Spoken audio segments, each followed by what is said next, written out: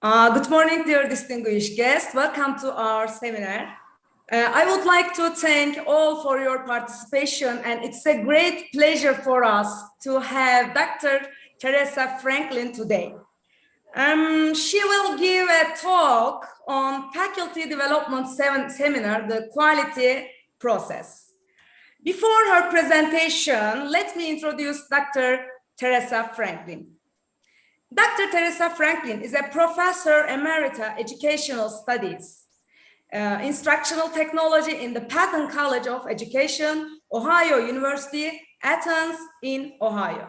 She has a passion for teaching and learning through the integration of technology into curriculum and instruction that spans 40 years. Research interests include program evaluation and accreditation, curriculum design, examination of online learning environments, mobile technologies, virtual learning environments, and game development for digital learning. Dr. Teresa, the floor is yours. Thank you very much. It's a pleasure to be with you today. And I want to take this opportunity to tell you that I have my chat window open, and Dr. Nazri Buchin is going to help me to kind of keep up with that as I present. If you have a question that you think of as we're going through the presentation and we're talking about the different things, please put it out there, because sometimes you forget when you get to the end. And then we'll try to pick up those questions at the end and see if there's things that we can clarify or go back to. So today we're going to talk a little bit about the quality process, and my seminar has this purpose and focus. We hope that at the end you'll understand the PDCA process, that you can summarize what QA means for faculty and students in the institution, because that's really the main reason that you do quality assurance, is for the outcomes of the students and for the faculty's improvement and development. Identify several university activities that are QA process, examine the role of TechC in the QA and accreditation process, distinguish ways students can be involved in this process, and propose ways students can be involved once they've graduated, once they are alumni. I like to make sure that people understand that the seminar doesn't just stand alone as itself. It actually is connecting to quality assurance as planning and execution and self-reflection, because that's what quality is about. Quality is about reflecting upon yourself, about the institution reflecting upon itself, the faculty reflecting upon themselves, and then making plans and executing these plans for improvement. Students benefit from the QA process and the accreditation processes because it helps to improve the quality of the institution and therefore improve them as they go out into the workforce. So when you look at student learning, which is the whole reason we're here at the university, is to think about and to help students learn. You realize that student learning is very interconnected, that we are, as faculty, because I've been a faculty for many, many years, we're very interested in our content and our knowledge and attitudes, the curriculum that we build and design for learning. But that's not the only thing that goes on. You also have society that puts pressures on the institution. You have economics. All of us have been in this pandemic. We're coming out of a recession because of it. And so we have economics, we have the politics of all that goes on in our countries.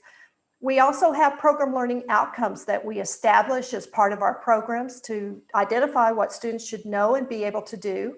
We have course learning outcomes that we just develop so that we know the things that students know exactly what it is they're supposed to be able to do when they finish your course, and the skills that they are supposed to have in place.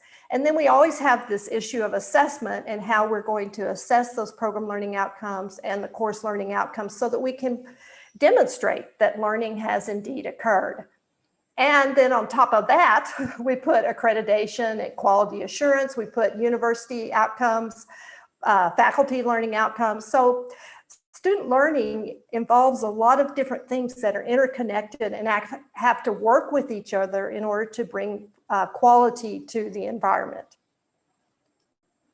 So as we look to the future, we know that the roles and the jobs are going to change. There's no doubt about that. We've actually seen that within the pandemic, that the roles and jobs have changed.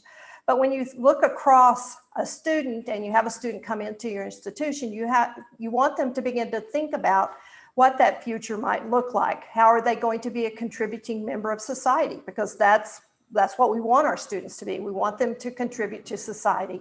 We want them to be a global citizen. We are all so interconnected.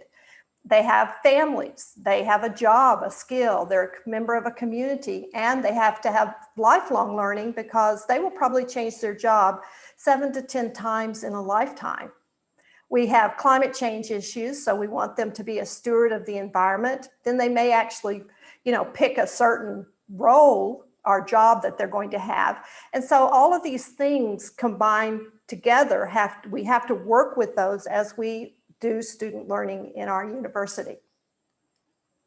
So today I want to provide you with this kind of list of resources that I'll be using as part of this presentation. I think it's really good for you as the participants to have an opportunity to know where the information comes from.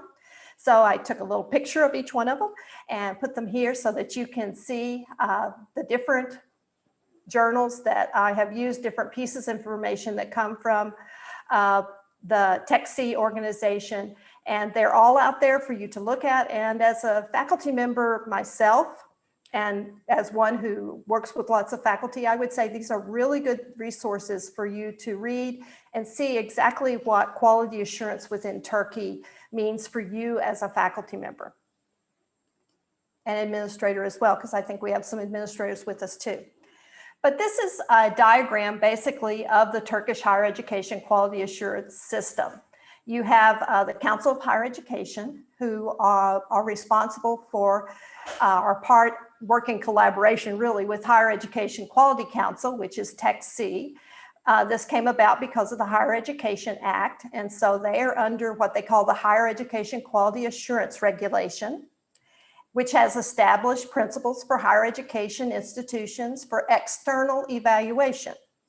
And so they are part of the process that helps to determine quality within Turkey, as you know. They then look to the higher education institutions to develop strategic plans, to develop self-evaluation reports. And you'll notice that over here on the far right, you have the institutional external evaluation, which includes a site visit and then an institutional feedback report.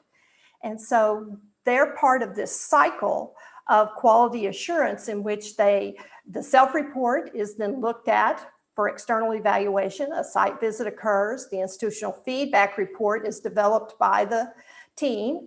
They then give feedback to the self-evaluation report, but at the same time, that report goes to the Higher Education Quality Council, who then begins to look at the situation and determine if the Council of Higher Education may actually need to change its strategic plans. Maybe they find out a lot of institutions within the country are doing something a different way than they had thought, or they were thinking it was happening. That often is the case. And so they have an opportunity to then redo the strategic plan or rethink the strategic plan so that it would promote higher education in the country some more. So this process is ongoing. It's a continuous loop throughout the system, and each one is checking each other. So TechC's charge, which is where I'm going to focus today, they are the ones who are responsible for being sure that the external evaluation occurs. Their aim is to evaluate the quality levels of higher education's institutions of education, research activity, administrative servants in accordance with the national, international quality standards that have been developed by your country. And they coordinate this process of accreditation and internal and external quality assurance and authorize independent external evaluation. So their job is to actually kind of oversee the process so that they can then be sure that internal evaluation occurs and external evaluation occurs so that they can determine the quality of the institution. So they're looking at the maturity of institutions.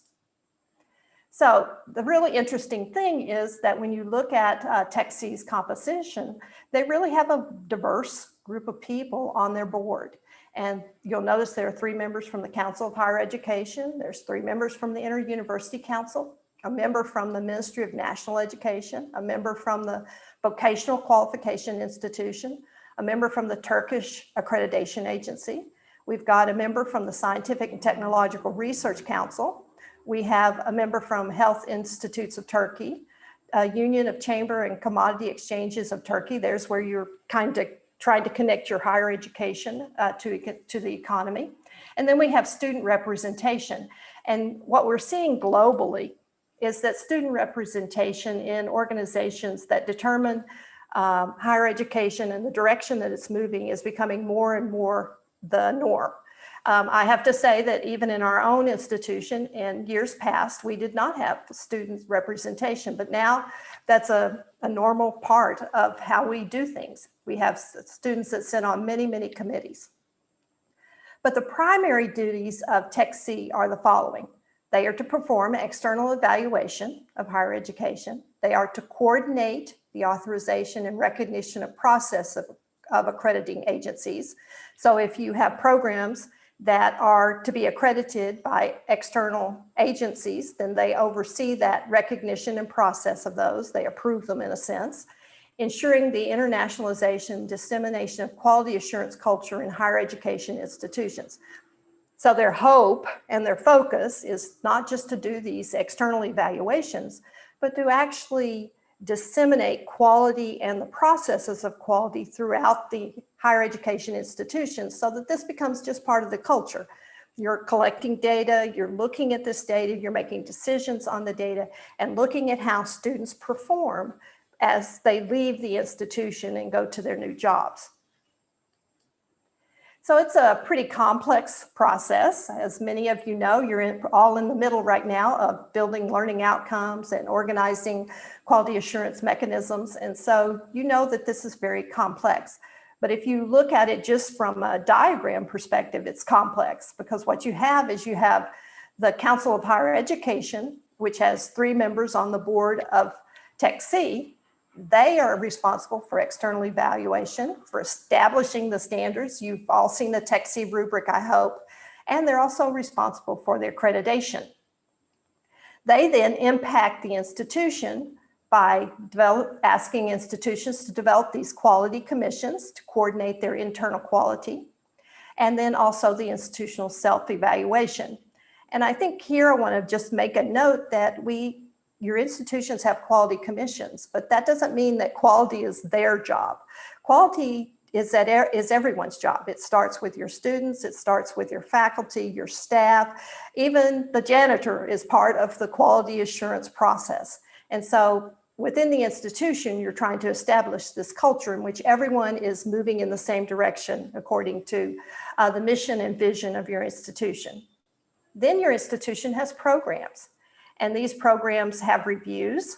They may have accrediting agencies that are develop discipline standards or maybe even best practices, because some agencies develop their standards according to best practices. Then you have curriculum to be developed. You have the TNQFs that need to be taken care of and aligned to. You have discipline-specific learning outcomes. So you have lots of moving parts within this measurement of quality. And you still have the Council of Higher Education having its impact on bringing institutions into existence and also overseeing their programs. So there is really a lot of moving parts that keeps quality flex. And as it improves, each one of its improvements impacts other things within the institution and within the organization of measuring this quality. So TechC has relationships with many groups. It has these relationships so that it can actually look at what is happening globally. So you have the Associated Quality Assurance Agencies of the Islamic world. You have CHIA, which is the International Quality Group that is also part of what the United States participates in. You have the Asian Pacific Quality Network. You have the European Network of Quality Assurance in Higher Education. And then you also have, finally, the International Network of Quality Assurance Agencies in Higher Education. And so each of these groups have standards that look at quality. And so TechC is also monitoring, participating in these organizations so they can help understand the alignment of quality in other organizations around the world so that they can actually do what all of us do. We pick the things we think work best in our own country and use those models ourselves. And that's a very common thing to do, is to look at other organizations, see what their outcomes are, and then take the ones that match what you wish to do and that you think will work best. And then last, TechC has to meet the needs of the Turkish 11th Development Plan, which goes from 2019 to 2023, and probably has some hiccups in it because of COVID, because at the time, who knew that we were going to have the processes we have today? But they have a lot of people they have to, or a lot of groups that they have to attend to. And so one of the things they do is try to see how institutions are fitting into this 11th development plan as well. So as I said, it's a very complex problem with many moving parts to get quality into institutions. TechC has their own internal quality assurance system, so it should make you feel good that it's not just happening at your institution. They are doing the very same things within their organization. It's called Plan, Do, Check, Act. It's continuous improvement. It comes out of the work of Deming. And you'll see here that they plan through strategic planning and stakeholder analysis and SWOT analysis. They then do by looking at their quality assurance mechanism, gathering data, looking at their information systems, evaluating those systems, evaluating their training, and so forth. Then they act by taking the data and deciding what parts of that data is working, what parts are not, and then they check to see if that data and decision-making has improved the methodology for their evaluation process. So they're really doing their own internal evaluation system, just like you are doing your own internal quality evaluation. All of these things can be found on their webpage, and I would encourage you to go out there and look at them. But one of the reasons that quality assurance kind of came into being to begin with is we begin to see that different organizations, politically, parents, institutions, funding sources, begin to wonder, you know, is higher education really doing its job?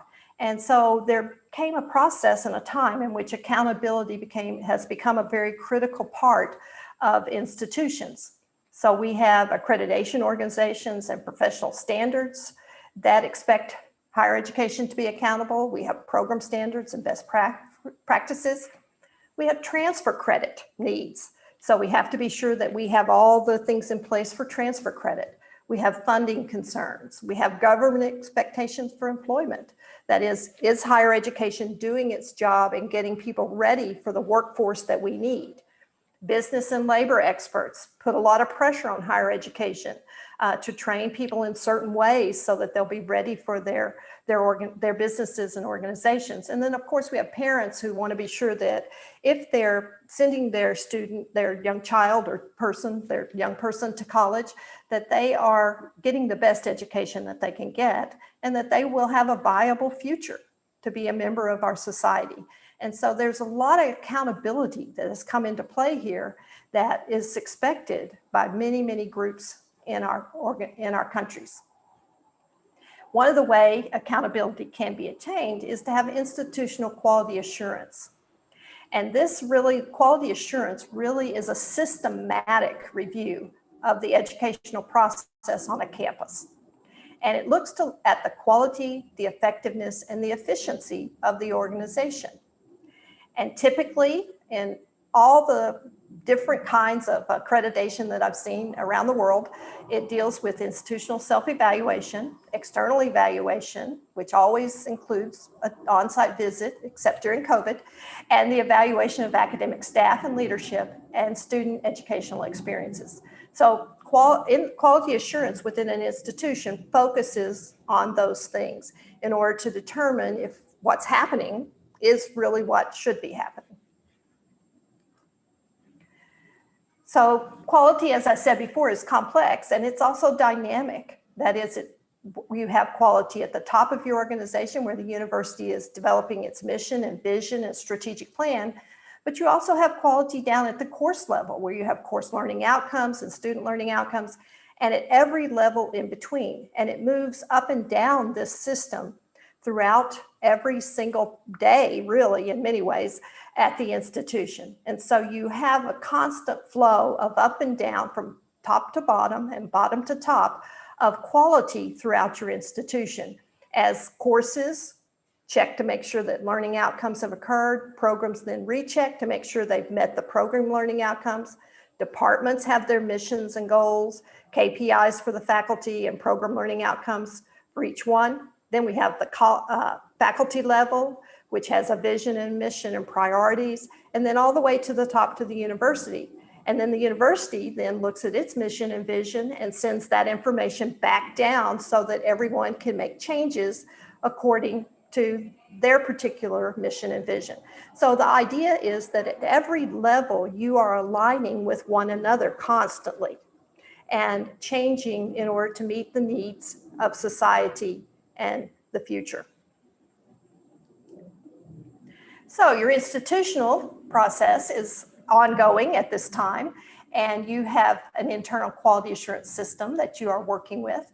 You'll see here that many of these things you're already in the process of. You've got your strategic plan. You have gone through a stakeholder analysis. You've done a SWOT analysis. Your administrative faculty and student have had input. So the planning part is going. You guys are really revving up on the planning part. Now you're at the doing part where you're collecting information and seeing that the data is meaningful, because you can collect data on everything, but really finding out which data is meaningful in helping to demonstrate that your institution is providing the quality to its teaching and learning. You've got a strategic plan. You're looking at the teaching and learning part and how are students doing, and also research. You will then act by checking your strategic plan that you created. You'll monitor it, make sure you're meeting hopefully your KPIs. You'll have evaluation surveys. I know one of your surveys is a little delayed, but that's okay. These things take time. You're looking at stakeholder meetings. We had one yesterday with the Quality Commission. What does the data tell you about your institution? That's really the act part of this cycle. Then you will check the data to see, did the decisions you make really improve what was going on in the institution? And did you collect the wrong data? Because sometimes we do collect the wrong data. And so maybe you'll need to decide on a different set of data that needs to be checked and developed. And so you've got the replanning process in which you will have a new strategic plan in a few years, and you will begin the cycle again. And so the cycle is ongoing as you collect data, look at that data, check that data to see if it's actually improving. Is it the correct data? And once again, going back to look at your strategic plan to make sure it's still aligned. Because it may be that you find out that one of the strategic priorities, one of your aims or objectives, wasn't really, data wasn't collected for it the way you thought it would be. It didn't really tell you if something had improved or had not improved. And so you will do this process over and over again. And it becomes really, over time, it becomes second nature. You're always doing these things. And one of the things that often occurs is that, especially faculty, this gets onerous because it's just, you're always in this collection of data mode. So you need to figure out ways in which you can do this that will be streamlined. That would be my advice on data collection with faculty. So how does this connect to TechC? Well, with TechC, you'll notice that your institution sends to TechC a self-evaluation report. This is actually the front cover of your self-evaluation report from their website. So if every single institution in Turkey posts their self-evaluation report on this site, you can go look at them. You can go see what other institutions are doing. You can see what their priorities are compared to your priorities. So you have a chance here to actually, especially if you're in a certain program, to look at what different institutions are saying about their programs that may be very similar to yours. So, because you have teacher preparation, you have engineering, you have biology, you have all these things, these programs in every institution, or many of your institutions. And so you can go and look at the different things that are going on in them. The TechC external evaluation process works like this. You have a self-evaluation report that goes to TechC. TechC then determines the institutions that will be part of the evaluation process for that year. They form an evaluation team of people across the country. These may be faculty, they may be from industry, they could be from different agencies and organizations, and they will form an evaluation team. They do a pre-visit in which the leader of the team goes to the campus to make sure everything's going to work. And then they have a site visit in which they talk to all the different constituents and stakeholders on the campus. And then they have an institutional feedback report. Higher education institutions are required to take part in this program of external evaluation once every 5 years. And so you are about to begin, you're in the part of this process now, I believe. When they come to your campus and visit, when the site visit occurs, and when they look at all of your data that you provide them, they are looking at the maturity level of your campus using this plan, do, check, act cycle. So they're looking, if you are at a 1, you have no implementation, you haven't really started. If you're at a 2, you may have a little planning, but you don't have very much data to actually tell anything about your institution. But you're in the planning process of gathering that data and determining what that data is. Then you have planning and implementation. So you've started to plan how you're going to collect the data. You're developing systems that will collect this data and monitor, and you're trying to get everybody on board.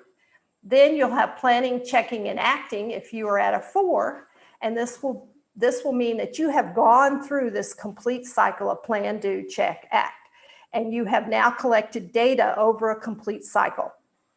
You have now are looking at this data to determine ways in which you need to change things that are going on. You're talking about the things that were wonderful, that were excellent, that you're really proud of that happened. And then you're also saying to yourself, okay, this could be tweaked a little bit so that we will have a better situation here. And so a 4 is really very close to maturity. The 5 is always the interesting one, because in 5, this is exemplary practices that you're doing that other institutions have noticed, think they're really cool, they work well, and now they're going to implement them at their institution. So now you are a model for another institution at the exemplary implementation level. And so this is how the reviewers, the evaluation team, looks at your institution. Are you at no implementation, possibly? Planning? Are you planning and implementing? Have you gone through the cycle to collect data and have now started a second cycle so that you can use that data to make changes? Or are things that you're doing on your campus modeled? Are they being modeled by other institutions? And that's how you get to the exemplary. So looking at the TechC rubric, there are 22 criteria and 56 sub-criteria. There are a lot of things there to attend to. I wanted to show you an example in case you have not had a chance to really look at the rubric because it's been a crazy year. But first of all, you have your criteria. So this is a criteria for student-centered learning, teaching, and assessment. It has a sub-criteria about teaching methods and techniques, and it gives you a definition of what they're looking for. Okay, then you have the maturity levels. So here are the expectations for maturity levels. So if you're a faculty member, you want to look at this criteria and you want to then look at the teaching methods and techniques and say to yourself, am I doing these things? How well am I doing these things? So remember, quality assurance is self-reflection. So how well am I doing these things? If I were going to look at myself, how would I match up to these? Am I a one, am I part of the 1, 2, 3, or 4, or 5? Because you're part of the institution. And so you're contributing to that quality of the institution. So are you doing students, if you're a 3, are you doing student-centered approaches and methods are applied in line with defined processes in all of the programs? So they're trying to see, are all of these methods happening in all the programs across campus? So you want to be part of that. So you have to reflect on yourself of how you're doing within these criteria as well. So here's the rubric sample. Then here are pieces of evidence that can be used to, you may need to close the door, that can be used to actually provide evidence of what's going on in your particular program, your particular course, program, college, department, etc. And so this data is collected all the way through, from the course back up to the faculties, through your department into the faculties. Just let me go back to that slide for just a minute. One of the things that we found at our institution is we developed a system in which we could put that data into the system, and we could say that, which students in our courses had mastered which learning outcomes for each program. And then the system would collect all that data for us. So all we had to do was enter, yes, click, click, click, you did it. Yes, they did it. No, they weren't proficient, so forth. And it actually aggregated the data for us so that we could see across a program which students had mastered those particular learning outcomes and which ones had not. And this helped us create the data for this kind of standard. So the evaluation team, because I think it's really important for you to have transparency and trust in the evaluation team, that when they come to your campus, that they are being fair and that they are looking at you with open eyes and not through the eyes of their own institution. That's always a worry when you have an evaluation team. The TechC has decided to do what's called peer evaluation, which is considered the gold standard in evaluation, peer evaluation. And the team is assigned to carry out the external evaluation, to write the reports. If the institution falls below the accreditation line, then they are part of the follow-up team that helps that institution get better.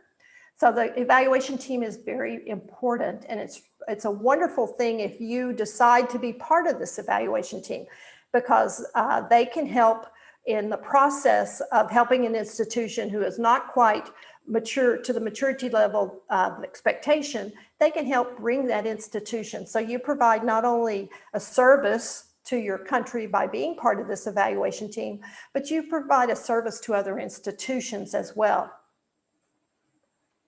So students have the same status as other team members on this particular thing.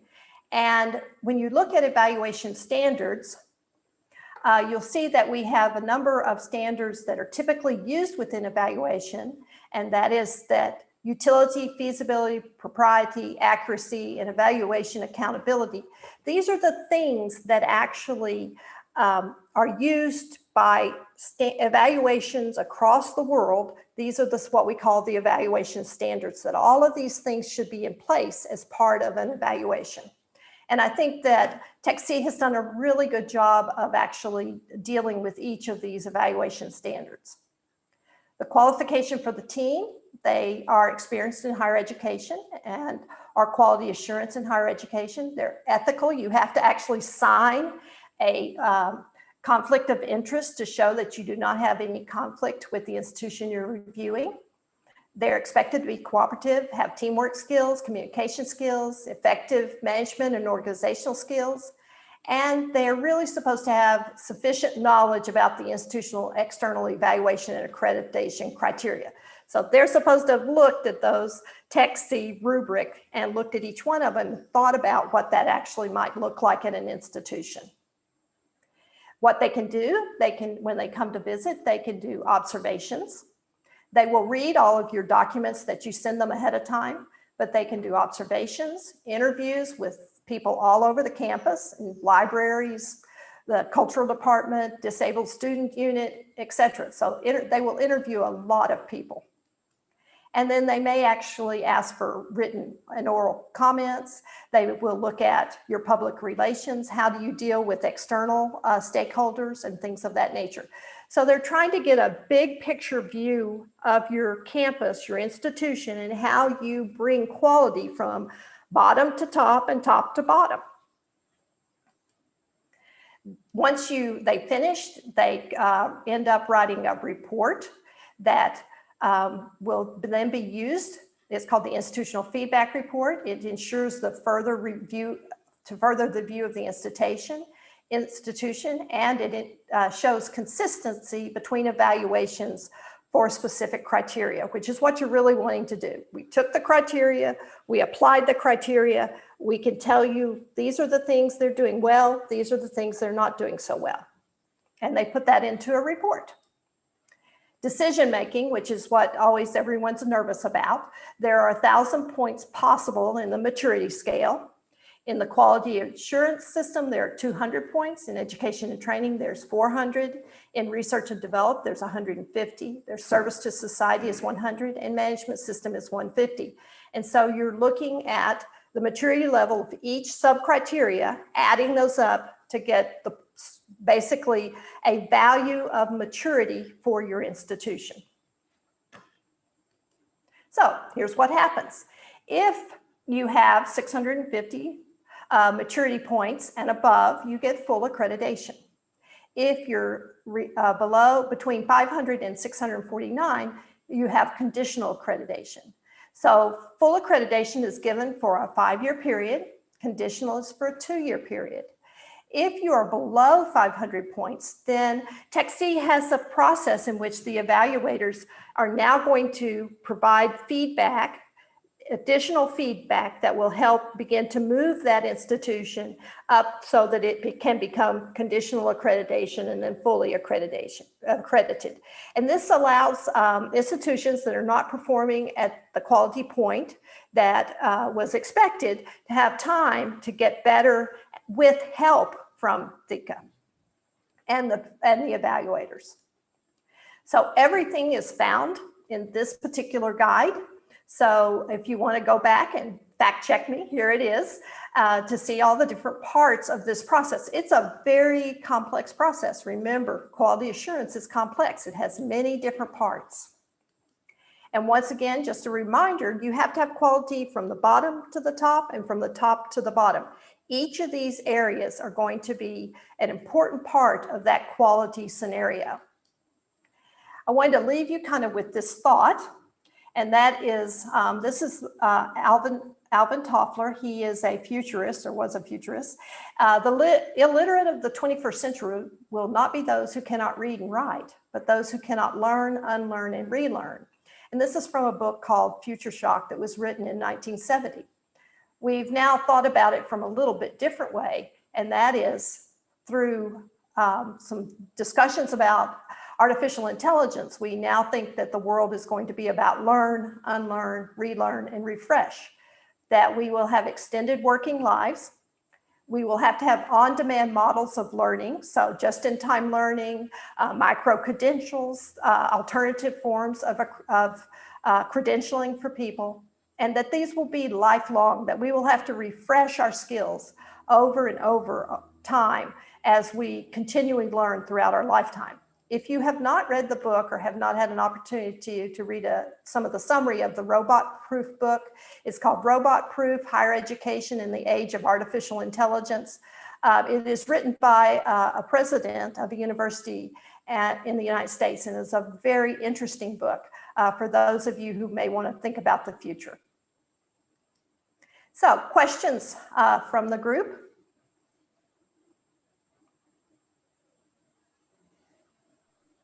The chat box, there's no question on now. Okay, I noticed that. Are there questions that the group would like to ask at this point? I know we're running to the end of time. I'm not able to see if someone raises their hand, so you'll have to help me out, unless they just turn on their mic and ask a question. I'm checking also for hands raised up.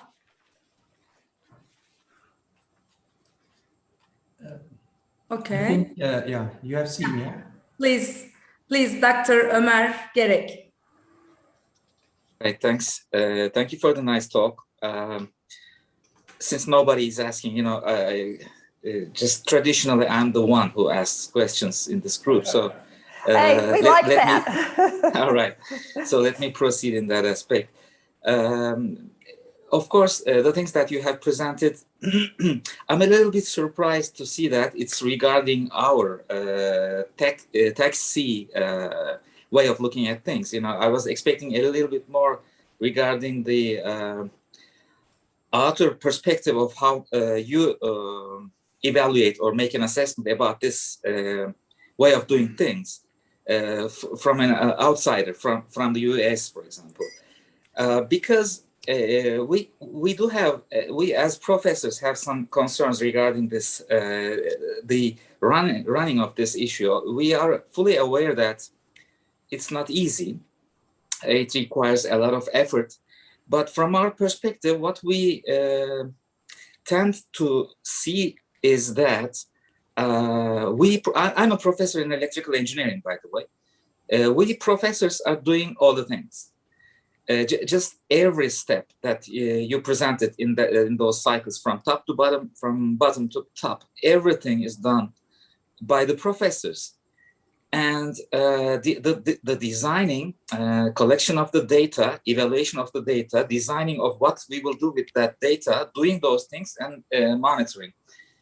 I had been to a lot of universities all around the world, including Europe and the United States.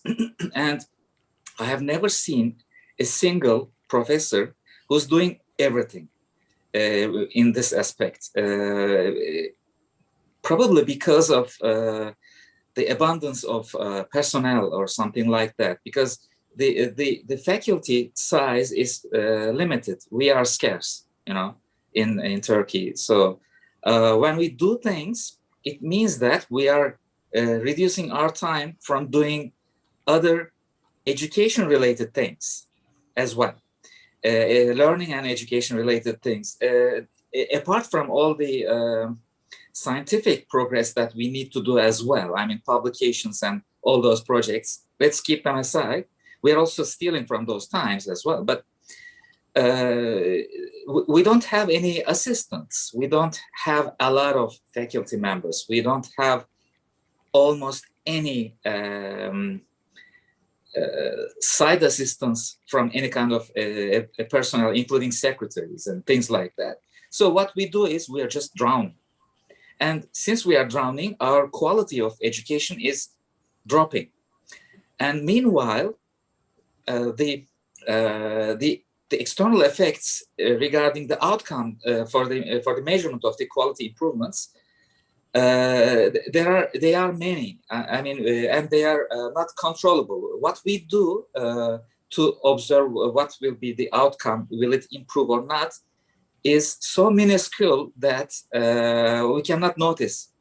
Meanwhile, for instance, the industry is shrinking. Therefore, our graduates cannot find jobs. So we improve their education, or they improve their learning style so that they can find better jobs, but they have less and less jobs at the outside. So, and thinking of all these things all together, we feel like we are drowning. And I really wonder, for example, if Feynman, you know, the famous physicists, had ever done any kind of an assessment of the regarding collection of the data and things like that, although he is very keen on education. He is the founder of physics education, the modern physics education. So I would really like to know your comments about that and make a comparison about the United States and Turkey in that aspect. Actually, what's interesting is what's on the TechC is very much like what we do at Ohio University and other institutions that I evaluate in the United States, because I am a US program and institutional evaluator in the US. I belong to the organizations that do that work. Our setup is a little different in that our accreditation process is not part of our government. It's actually more controlled by states. So states have different processes for doing this, but they all do this same quality plan, do, check, act cycle. This is pretty common for actually, I've done international evaluation as well. I think that was one of the things that may not have been said in my bio, but the thing is that we are living in a time. When I first came to Ohio University, I had a secretary. I had really easy, in a sense, of teaching load because I was a researcher. So I had a different teaching load from those who taught as their primary work.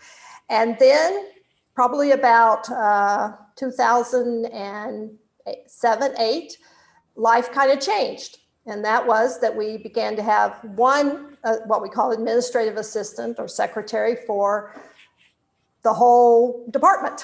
And so, and we went to a contingent faculty where we have about 40% full-time professors, assistant professors, associate professors, and 60% of them are contingent faculty.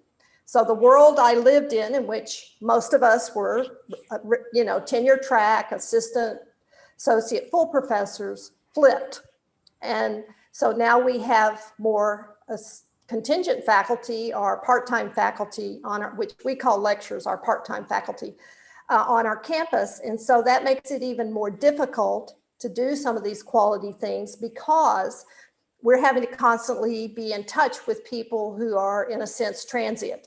They may teach this year and not next year. They may teach for a number of years and then suddenly leave. All kinds of things happen with our full faculty versus our contingent faculty. So doing this kind of work that I'm talking about here as quality assurance is really, it is onerous. I will say it's a big load. I myself enter the data into the system. One of the things that we do have is we've built a big data system where we can quickly put information in about student learning outcomes. It aggregates it for us, spits out the information in the report, and we have that. And that's a piece that you have to let technology do as much as possible. It's a big front end work where you set it up on the front end, and then, but once it's in place, the work is much quicker. So you're at the part where you're trying to get everything set up and you're trying to get these databases in place to collect this data. But the reality is we're doing some of the same things you're doing. The penalties for us are somewhat different. For example, if in teacher education, our college is not accredited, those teachers cannot be hired as teachers. They will not get a license. And we've had that happen in several cases in the United States where colleges of education or faculties of education, as you call them, did not get accredited. And so therefore those students didn't have a license to teach. Then everybody got sued. So it became a legal issue. So there's all kinds of for us, there are penalties. So we are very serious about the collection of this data and using it, because the first question they ask when they come to see us on accreditation is, wow, you've collected a lot of great data. How did you use it to improve your program? And how do you know it improved your program? The reason I know it improved my program is that the people who graduated from my program, I can tell you every single place they're employed. And I can tell you how many are not in the field anymore, how many are still in the field, how many have been in there for 5 years or more, and so forth, because we track all of that. And part of that job is my job. So I actually feel your pain on doing this. I've been doing it a number of years and it is a lot to do. But I think that one of the things that caught my eye as I was listening to your question was the fact that you said that the industry is shrinking. So I guess my question to you, if I were coming to you as a reviewer and you said that to me, I would say, so what are you doing about that? How does your program change now to meet a new need within society? And what learning outcomes have you created so that you can measure that that has occurred? One of the things of doing learning outcomes and program learning outcomes and so forth, and bringing in all these external people to weigh in on them, as much as it is time consuming, it's helped us streamline what we teach to match industry and what is needed better. It has also helped us be ready to make changes for when the industry changes. And that's really what we have to do in higher education now. We can't just say, here's what I'm researching, here's what I'm teaching. We've got to also be looking to the future and saying, what's happening next? And that's a lot to put on faculty. And faculty are the workhorses of an institution. Without faculty, institutions have nothing in reality. And so you have to really know that you're an integral part of this quality piece, because you help build that quality so that when students leave and they look back at the institution, they say, that was a great place. I got all the things I needed, or I learned how to learn so that I could change with the changing environment out in the real world. Because universities are kind of a protected space for students, and get a chance here to fail, they get a chance here to succeed. But they go out into the real world, we want them to be resilient. We want them to be ready to make those changes. So I don't know what institutions you visited, and there are institutions as everywhere that have more money than others and have more ability to hire people to do this work. But I will tell you, Ohio University is a very typical institution. We feel like we're worked to death. But at the same time, we're really proud of the product we're putting out, of those students that are going out into the world and representing our university. And so that's a really critical piece. I have some chats. Let me get to those so that people don't think I'm, yes. I think Doug wants to speak. Yeah, I just wanted to reinforce the idea that, part of the issue and the differences in the United States and Turkey is, and I've talked about this for a number of years, and that is we have institutional research departments. They collect data. That data is then used to compare what goes on in our institution with what goes on in other institutions. And I just got through talking to the vice rector about aspirational peers. What are other institutions doing that are similar to yours? I think it's very difficult to compare what goes on in the United States and what goes on in Europe and what goes on in Asia. I do think, though, that Turkey as a whole needs to approach their data collection and their data usage a little bit different. And my job as a YOKA evaluator is to not only look at the universities during the evaluation process, but one of the purposes for me to be here at ESTU, notwithstanding the fact that I'm escorting my wife, but it's to ask those questions. What can YOKA do to support you? The overworked faculty, that's universal. That's the job of administration, the jobs of systems is to take some of that away from you and to put it into a system where we can collect and use that data. And so, trying to make a process less onerous is the desire, at least my desire, to try to solve that problem. I did want to get to some of the chats because I don't want you to be left out. One of the questions was, how could you speed up the quality of Turkish universities? I think that's actually what part of this process is. As you do the self-study and look at different parts of your institution, and sometimes we don't know what's going on from one place to another. We're kind of siloed into our different program areas, and we do our thing, we do our research, and we kind of get tunnel vision sometimes into that process because we're busy. We've got plenty to do here. And so speeding up that process, part of the reason for having a self-study is to actually look at your institution, be reflective and say, we're not doing that really well. We're doing this great. So how can we make this better? that's part of the speeding up process, that reflective process, because if you're going to wait for someone else to tell you what you're not doing well, such as the external evaluation team, then you're waiting a while. So the reason you do a self-evaluation is so that you get to reflect on what you're doing and make those changes before the evaluation team even shows up.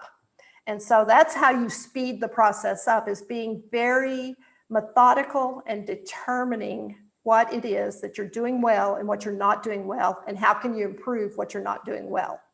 It's not a fast process anyway, but that's the way you can speed it up, is actually being serious about that self-evaluation.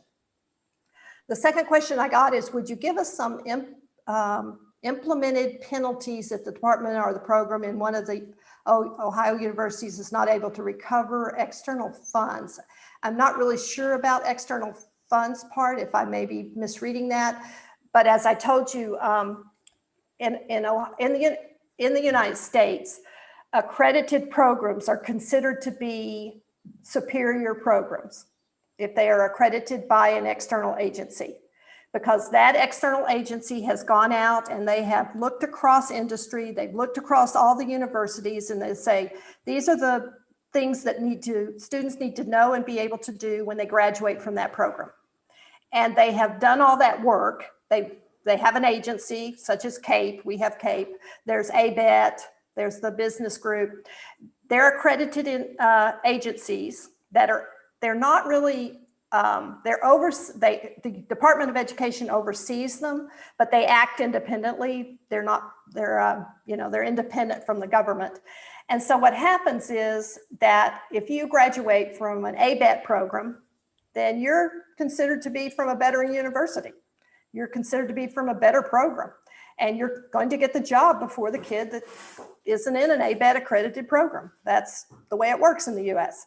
And so universities want their programs to be accredited from agencies, because for us, that is a sign that they have met the gold standard of being externally reviewed by experts.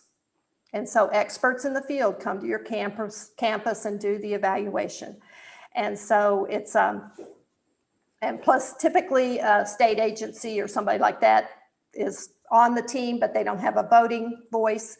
But they're using that peer evaluation standard, and they have looked at the program standards and of evaluation, and they are attending to all of those, so that there's no bias, that it's fair, the judgments are transparent.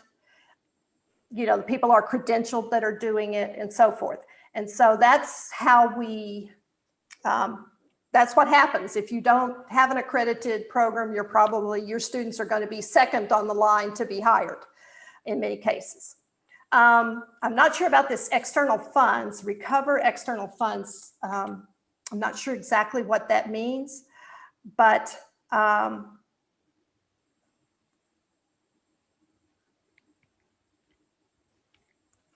so those are the kinds of things that happen in Ohio. We also, if programs are not meeting the needs of industry, we may actually remove that program. We are in a process right now of reevaluating programs and determining if all the programs do we need all the programs we have? Are we putting out too many graduates in a certain field? For example, I guess it was 2003, we determined that we were putting out too many preschool teachers. We had 3 preschool teachers for every job. We closed down some of the programs in our state so that only Ohio University and one other university were educating pre-service teachers. So now we've balanced it out. So we do those kinds of things of looking at using the information we get from the Department of Jobs, and we put them together with what we are doing in our university and across the country, because we have a huge database that tells us how many students graduate in every field, and we can find that out. And if we see that there's too many graduates, we may not admit as many, or we may close a program. That does happen. So I hope maybe that's what you were talking about. Does curriculum development and review play any role in QA? Yes. the purpose of curriculum is to develop curriculum that is needed so that students are able to, what they're supposed to know and able to do, the attitudes they're supposed to have when they leave the institution to participate in employment in the country. And so that curriculum should be tweaked and should be reviewed every 2 or 3 years so that you're making sure that you are aligning yourself with what is needed outside the institution, as well as what is needed for them to continue as researchers if they're going to go to graduate school. So you have a balancing job in developing curriculum to make sure that it helps them learn what they need to know, what they should be able to do in the skills area, that they have the soft skills they need, that they have 21st century skills, and that they also are ready for their employment of the future. So it's a really important part because the learning outcomes, whether a student meets all those learning outcomes in a course, aligns to when it meets them in a program, and then where it meets them in the department. Have you met the department goals? So the idea here is we're all in this together, moving upward to help make sure that we're all meeting the goals and mission and vision and goals of the institution. So yes, it's critical. Curriculum design is critical because otherwise, how do you know what your students know? If you just haphazardly teach whatever it is you like, maybe what you like is not what the student really needs to know in order to be employed. Let's see, then somebody said, in Ohio, the state was closed down, the PhD program, because of the inefficient faculty to recover enough external research. Oh, budgets, you're talking about budgets. Actually, in 1996, I was there. There was more to it than just what you're writing there. If a program does not meet the assurance, that quality assurance piece, it goes under a 7-year review to see what the problem is. Is the problem that the fact that there's no funding for that particular type of research in our state? Remember, we are 50 states with 50 different methods. So it could have been, if I remember right, the problem was that we were not hiring anyone in those PhD levels, nor were we getting enough students into those PhDs. And so often there is an expectation of external research. It's a pretty high one. In my time at Ohio University, I brought in $15 million in external research dollars. So that was good. It helps you move on up and through the process from associate to full, those kind of things. That's part of our tenure requirement. And it could be that the faculty did not meet the requirements of the institution for their tenure process. So that would also close a program. So there's a lot of things that go on in that. That's a very complex decision when an institution decides to close a program. So, and we do. We actually look at the data and say, do we need these people making this widget? If we don't, then we'll begin to taper the program off. Yes, I think Doug wants to talk about this as well. So when you start thinking in terms of budgets, again, you have to really draw a distinction between Turkey and the United States. Our funding system is very complex, far more complex than any place else in the world. Faculty, there's an expectation that they're going to generate external funding for that research. A significant portion of that research or the funding comes from a state government.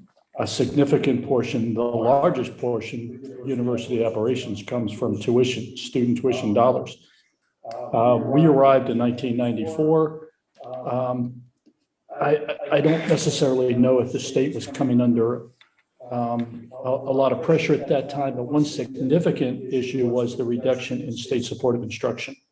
And so as state dollars went down, there were more and more requirements or more and more stress put on faculty to generate more and more money. And so, yes, we closed down programs based on fiscal constraints. I was an administrator in a college.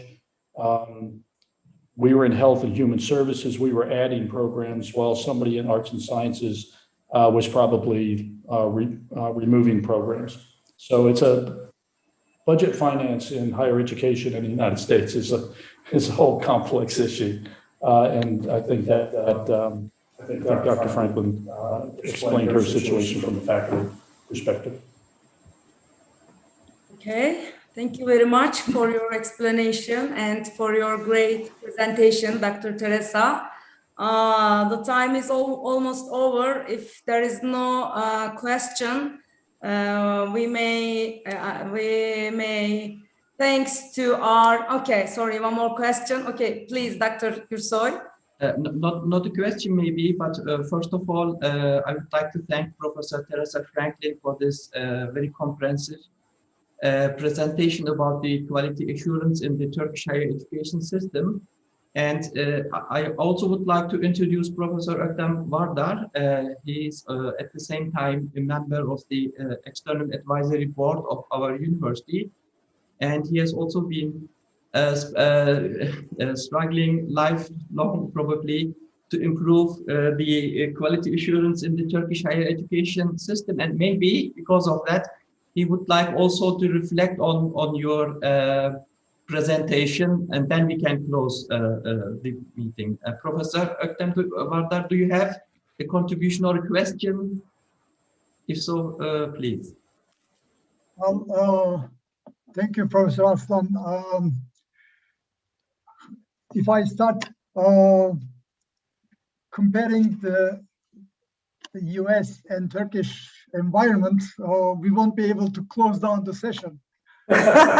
Exactly. That's why we didn't go there. Yeah, it's two different worlds. And the problem, let me just say that in the US, quality assurance has consequences, not in Turkey. We pretend, basically. That's our problem.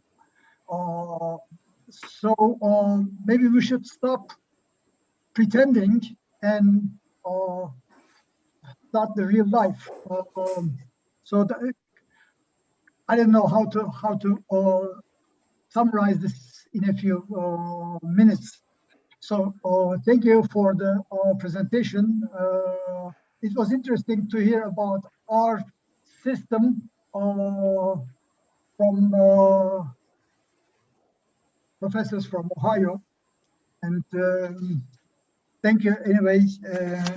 And I'm glad to see there are like 49 at one point participants listening to your presentation, and that's quite remarkable for Eskişehir Technical University. I congratulate the university, because usually faculty members are not interested even attending such seminars, unfortunately. Thank you. Bye-bye. Thank you. Okay, and special thanks to our external advisory board member, Professor Dr. Öktem Vardar, for their participation. We can close the meetings. Thank you very much for all your contribution and participation. See you in our next meetings. Thank you. Thank you for taking time to come and visit. Thank you very much. You're welcome.